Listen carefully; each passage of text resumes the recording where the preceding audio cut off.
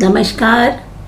आज हम समाचार के स्वरूप और तत्व के बाद समाचार की प्रविधि पर विचार मंथन करने जा रहे हैं। समाचार लेखन एक विशिष्ट कला है और उस कला के माध्यम से समाचार कैसे स्वरूप धारण करता है। समाचार का सीधा संबंध मनुष्य की निरंतर जिज्ञासा से होता है, नया जानने की इच्छा। ये समाचार का प्रमुख आकर्षण है। क्या कभी आपने समाचार की प्रकृति और अर्थ पर विचार किया है? देश और विश्व में घटित घटनाओं की जानकारी हम सब लेना चाहते हैं। कोई रेडियो सुनता है, कोई टीवी देखता है, कोई अखबार पढ़ता है। आपने सोचा है कि ऐसा क्यों होता है? अगर मैं आपसे इसका प्रश्न का उत्तर पूछूं तो आप सभी यही कहोगे कि सूचनाएं प्राप्त करने के लिए। समाचार शब्द अत्यंत व्यापक है। इसका आशय है सम्यक आचरण और व्यवहार। आधुनिक युग सूचना प्रौद्योगिकी का युग माना जाता है। इस सूचना प्रौद्योगिकी के युग में जनसंचार माध्यमों की महती भूमिका होती है। जनसंचार माध्यम चाहे मौखिक हो, लिखित हो, सभी माध्यम जनमत का निर्माण करने में सार्थक भूमिका का निर्वाह करते हैं। आपने सुना होगा कि प्राचीन काल में लोग आग जलाकर, ढोल बजाकर, शिलालेख लिखकर, कबूतर उड़ाकर सूचनाओं को प्रेषित किया करते थे। भारतीय परंपरा में तो यहाँ तक विदित है कि देव ऋषि नारद, जिन्हें हम पहला पत्रकार मानते हैं, जो एक जगह से दूसरी जगह तक समाचार पहुंचाने का काम किया करते थे। हर घटना समाचार नहीं होती, केवल वही घटना समाचार बन सकती है जिसका सार्वजनिक महत्व हो। समाचार सत्य, घटना या विचार है जिसमें बहुसंख्यक पाठकों की रुचि होती है। समाचार घटनाओं, तथ्यों और विचारों की रिपोर्ट है जिसमें पर्याप्त लोगों की रुचि संभावित होती है। समाचार किसी सामयिक घटना, महत्वपूर्ण तथ्यों का निष्पक्ष विवरण होती है। समाचार नवीनतम घटना और कथन का ज्ञानवर्धक विवरण भी होती है। क्योंकि हर घटना अपने आप में समाचार नहीं हो सकती, तो समाचार कैसे लिखा जाता है, समाचार लेखन की प्रविधि क्या है, चरण कौन कौन से हैं, आज हम समाचार की प्रविधि पर मंथन कर रहे हैं। समाचार लेखन एक विशिष्ट कला है। समाचार वही हो सकता है जो पाठक के साथ तादात्म्य स्थापित करे, जो सूचनात्मक भी हो, तथ्यात्मक भी हो, जिसमें सभी जनसंचार माध्यम, प्रिंट मीडिया, इलेक्ट्रॉनिक मीडिया, नव इलेक्ट्रॉनिक मीडिया, सभी माध्यमों में समाचार लेखन का विशिष्ट महत्व है। समाचार लेखन के कुछ सूत्र मैं आपके साथ डिस्कस करना चाहती हूँ कि समाचार लेखन के लिए जो तथ्य जुटाए जाते हैं उनमें 6 ककारों की मुख्य भूमिका होती है। 6 ककार सिद्धांत भी उसे कहा जाता है। इन 6 ककारों में सभी प्रश्नों के उत्तर समाहित होते हैं। घटना क्या है, घटना कहाँ घटी, घटना कब घटी, घटना के लिए कौन उत्तरदायी है, घटना का कारण क्या है, घटना कैसे घटी। इन सवालों का जवाब समाचार लेखन की उपयोगिता प्रमाणित करता है। इन सभी सूत्रों के आधार पर लेखक जो तथ्य जुटाता है, उन्हीं तथ्यों के आधार पर दर्शक, पाठक और श्रोता के मन में जानने की जिज्ञासा पैदा होती है। समाचार लेखन में 6 ककारों की महत्वपूर्ण भूमिका है। सबसे पहले हम कौन की बात करते हैं। घटना को अंजाम देने वाला कौन है, घटना क्या हुई, घटना कब हुई, घटना कहाँ हुई, घटना क्यों हुई और घटना कैसे हुई। दो उदाहरण मैं आपके सामने प्रस्तुत करना चाहती हूं जो इन 6 ककारों की स्पष्टता आपके सामने प्रतिबिंबित कर सकता है। कल रात बाजार में मामूली कहासुनी हुई। श्याम ने रमेश को छुरा मारकर घायल कर दिया।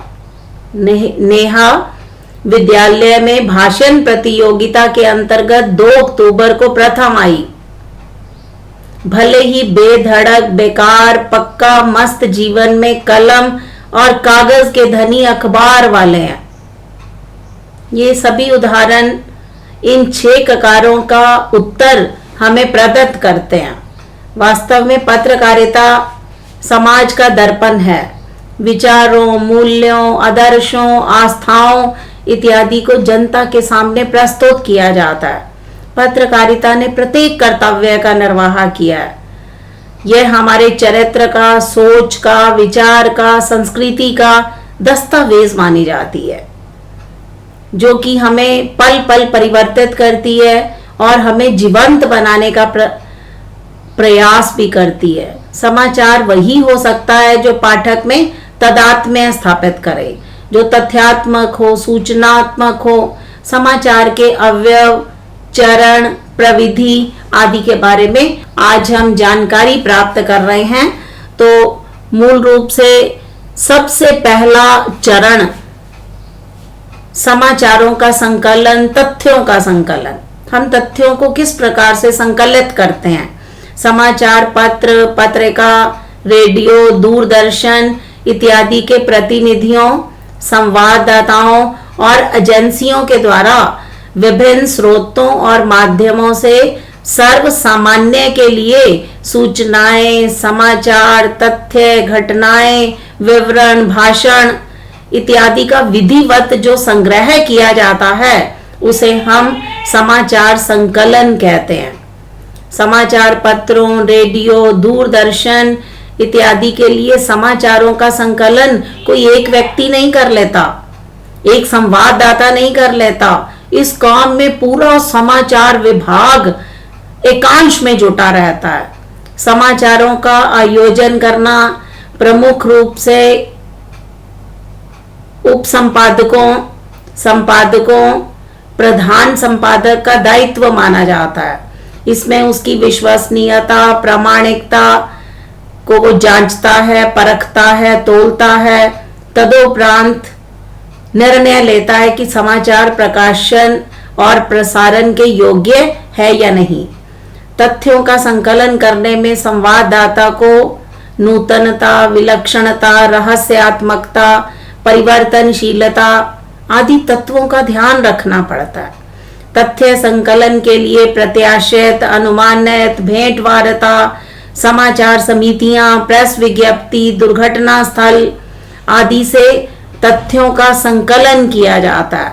प्रिंट मीडिया और इलेक्ट्रॉनिक मीडिया में समाचार के विभिन्न स्रोत प्राप्त होते हैं और समाचार लेखक किसी विशेष व्यक्ति, नेता, संस्था, संस्थान, अदालत, नगर पालिका, नगर निगम, राज्यसभा, विधानसभा, लोकसभा, बाजार, सम्मेलन, समारोह, पत्रकार सम्मेलन, भेंटवार्ता, घटना स्थल आदि क्षेत्रों में समाचार का स्रोत मिल सकता है।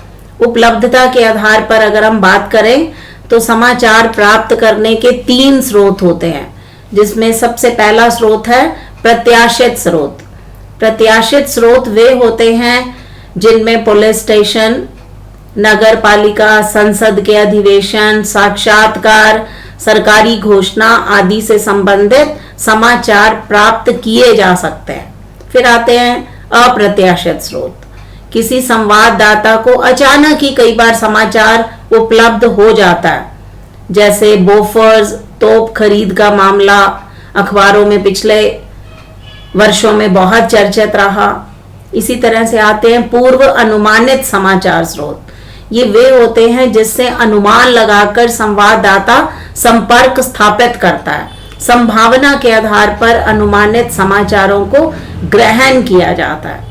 समाचार स्रोतों को ग्रहण करने के लिए संवाददाता में समाचार का बोध, तर्क क्षमता, अनुभवशीलता और दूरदृष्टि का होना अनिवार्य है। 3 प्रकार के स्रोतों से संवाददाता समाचारों की संकलन कर सकता है, नियोजन कर सकता है, जो उसे समाचार प्राप्त हुए हैं वो प्रसारित करने के लिए, प्रकाशित करने के योग्य है या नहीं।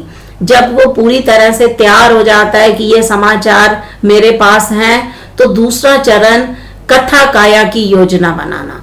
संवाददाता, उप संपादक प्राप्त सूचनाओं के आधार पर जो समाचार तैयार करता है वो अपने समाचार पत्र और पत्रिका के प्रकाशन हेतु प्रेषित करता है। वह सूचना विवरण समाचार कथा कहलाती है। समाचार न्यूज स्टोरी भी हम उसे कहते हैं। समाचार कथा वास्तविक घटनाओं और तथ्यों पर आधारित होती है। किसी समाचार कथा के आधारभूत तत्वों को जानने के लिए हमें 6 मूल प्रश्नों के उत्तर जान लेने चाहिए। ये मूल प्रश्न क्या हैं? इसे हम 5W और 1H के रूप में भी ये विख्यात है। हिंदी में हम इसे 6 ककार कहते हैं। जैसे मैंने पहले अभी बताया, सामग्री को संकलित करने के बाद विषय की रूपरेखा तैयार की जाती है और कथा काया की प्रस्तुति में संपादक यह प्रयास करता है कि घटना की जानकारी पृष्ठभूमि की प्रक्रिया और प्रतिक्रिया में स्पष्ट होनी चाहिए। क्या, कहां, कब, कौन, क्यों, कैसे, इन सभी प्रश्नों का उत्तर समाचारों के अंतर्गत दिया जाता है।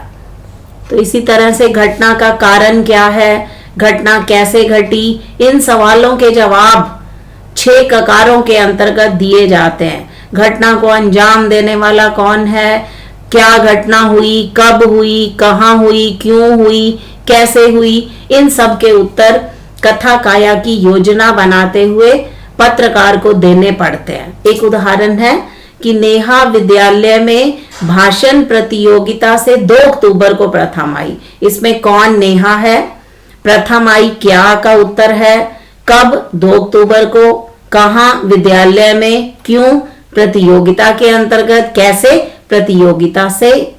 तो इस प्रकार की योजना बनाना, समाचार की स्टोरी तैयार करना, ये संपादक का मूल दायित्व माना जाता है। फिर उसके बाद अगला चरण आता है शीर्षक, शीर्षकीकरण करना। शीर्षक समाचार का प्राण तत्व होता है। इसे हम समाचार का सार भी कहते हैं, परिणाम भी कहते हैं, स्थिति का सांकेतिक विवरण भी कह दिया जाता है। शीर्षक देना भी एक कला है। समाचार का शीर्षक संक्षिप्त, सार्थक, रोचक, आकर्षक और स्पष्ट होना चाहिए। शीर्षक से ही समाचार मन और मस्तिष्क पर प्रभुत्व स्थापित करते हैं। कमलापति त्रिपाठी, इन्होंने शीर्षक के बारे में बहुत अच्छा मत प्रकट किया है। कहते हैं कि शीर्षक केवल समाचार की सूचना की व्याख्या ही नहीं करता, अपितु शीर्षक समाचार के शरीर का प्लान होता है, जो सारे स्तंभ में जीवन का संचार कर देता है। पाठक जीवन के इसी स्पंदन का ही अनुभव करते हैं। शीर्ष पंक्ति से क्या तात्पर्य होता है? समाचारों को 2-3 वाक्यों में संश्लेषित करना, जिससे पाठक समाचार की संक्षिप्त जानकारी प्राप्त कर सके। शीर्षक पंक्ति समाचार की लोकप्रियता का अस्त्र और शस्त्र होती है। शीर्षक लिखना एक कला है जिसमें बुद्धि, कल्पना और स्पष्टता, इन तीनों का बराबर योगदान रहता है। शीर्षक 2 प्रकार के होते हैं। ये तथ्यात्मक भी हो सकते हैं और भावात्मक भी हो सकते हैं। तो उत्तम शीर्ष पंक्ति में जिज्ञासा, आकर्षण, सरलता, कल्पना, शब्द वैभव, इन सभी तत्वों का होना अनिवार्य माना जाता है। समाचार के शीर्षक के बारे में वाग विदग्धता, शब्द वैभव इत्यादि तत्वों पर विचार करना अनिवार्य होता है। गरीबों के निवाले से अमीरों की बनेगी शराब, ये शीर्षक कितना प्रभावशाली भी है, संक्षिप्त भी है और पाठकों दर्शकों को प्रभावित करने वाला भी है। हरि मोहन जी ने शीर्षक के बारे में बड़ी अच्छी बात की है। वो कहते हैं समाचार का शीर्षक समाचार का प्लान होता है। समाचार का शीर्षक लेख लिखना एक बुद्धि सम्मत कला है। ये शाब्दिक पुकार है जो पाठक को अपनी ओर आकर्षित करती है, खींचती है। उसके बाद आता है सूत्रोल्लेख। जब शीर्षक देने का कार्य संपन्न कर लिया जाता है तो उसके बाद समाचार का स्रोत लिखा जाना चाहिए। समाचार एजेंसियों जनसंचार माध्यम की रीढ़ की हड्डी मानी जाती हैं। समाचार एजेंसी सभी संभव स्रोतों, स्थानीय, प्रांतीय, राष्ट्रीय और अंतरराष्ट्रीय सामग्री जुटाकर जनसंचार माध्यमों को उपलब्ध करवाती हैं। समाचार के अतिरिक्त घटना विशेष से संबंधित चित्र, आंकड़े, फीचर फिल्म, विश्लेषण, लेख, कार्टून, चित्रकथाएं और अन्य प्रामाणिक सामग्री भी उसके अंतर्गत दे दी जाती है। ये सूत्रोल्लेख के अंतर्गत हमें ये बात करनी होती है। हर्षदेव जी लिखते हैं कि समाचार एजेंसी के ग्राहकों में मुख्यतः समाचार पत्र, पत्रिकाएं, रेडियो, टेलीविजन चैनल, सरकारी प्रतिष्ठान, सरकारी दल और व्यावसायिक घराने आदि होते हैं। विश्व के अंतर्गत फ्रांस में 1835 में चार्ल्स वॉस द्वारा आवास नाम से समाचारों के विक्रय का कारोबार शुरू किया गया था। समाचार देने का कार्य आवास नामक संस्था के द्वारा, जो कि चार्ल्स वॉस ने उस संस्था को प्रारंभ किया था। अपने देश में समाचार समितियों का इतिहास विदेशों की तुलना में पुराना नहीं है। समाचार एजेंसी के श्री गणेश करने की सर्वप्रथम उपलब्धि बंगाल के पत्रकार केशव चंद्र राय को प्राप्त है। 1905 में स्टेट्समैन भारत में निकाले गए पत्रों की सहायता से एसोसिएटेड प्रेस ऑफ इंडिया की शुरुआत की गई थी और पत्रकार केशव चंद्र सेन इस एजेंसी के प्रमुख थे। इस आधार पर भारतीय समाचार एजेंसी का अगर हम किसी को जनक मानना चाहें तो केशव चंद्र सेन को हम जनक मान सकते हैं। हमारे भारत में बहुत सारी समाचार एजेंसियां हैं, जैसे associated press of India, India news agency, free press agency, united prize of India, press trust of India, united news of India, Hindustan Samachar, Indian press agency, Samachar Bharati, Bharatiya Samachar, Hindi news service, national press of India, Utthan, Bundelkhand news agency, oriental news agency, Kashmir news agency, जिज्ञासा, Asia feature, Satya Samachar, हंस वार्ता, भाषा, राष्ट्रीय संवाद समिति और अनुश्रवण। ये बहुत सारी एजेंसियां हैं जिनसे समाचारों को ग्रहण किया जाता है और समाचार लिखते समय सूत्रों उल्लेख ये अपने आप में एक अहम चयन के रूप में इसे गिना जाता है। उसके बाद हम अगली प्रविधि की तरफ चलते हैं, वो है अमुख लेखन। अंग्रेजी में अमुख को हम इंट्रोडक्शन कहते हैं और हिंदी में अमुख को इंट्रो या मुखड़ा भी कह दिया जाता है। समाचार के अनुसार अमुख पाठक को पठनीयता के लिए बाध्य करता है, अर्थात इंट्रोडक्शन ऐसी होनी चाहिए कि पढ़ने वाला, सुनने वाला उस समाचार को पढ़े बिना, सुने बिना वह उसकी जिज्ञासा शांत ना हो। समाचार का जो अमुख है वो संक्षिप्त, सहज, सरल, रोचक, यथार्थमयी और तथ्य का संवाहक होना चाहिए। अच्छा जो अमुख है वो 30 शब्दों से अधिक का नहीं होना चाहिए।